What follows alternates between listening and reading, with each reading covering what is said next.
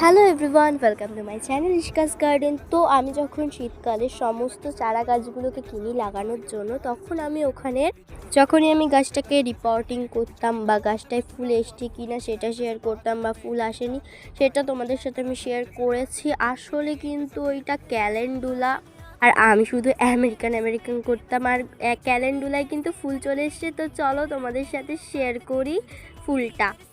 তো তোমরা কি দেখার জন্য এক্সাইটেড নাকি অবশ্যই জানাও। তো এটাই হচ্ছে গিয়ে সেই ক্যালেন্ডুলার ফুলটা, আর এই যে দেখো এটাই হচ্ছে গিয়ে সেই ক্যালেন্ডুলার ফুল। এইটুকুনি গাছে যে ফুল ফুটবে আমি ভাবতেই পারিনি। তো এটাকে আমি বড় টবে রিপোর্ট করব ভেবেছি, কিন্তু গাছটা যেহেতু প্রচুরই ছোট গাছ, তো আমি তাই ছোট এই কন্টেনারগুলোর মধ্যে রিপোর্ট করেছি। আর তোমরা এবার ভালো করে দেখো ফুলটাকে ব্যাক ক্যামেরায়, যে ফুলটাকে কেমন দেখতে হয়েছে।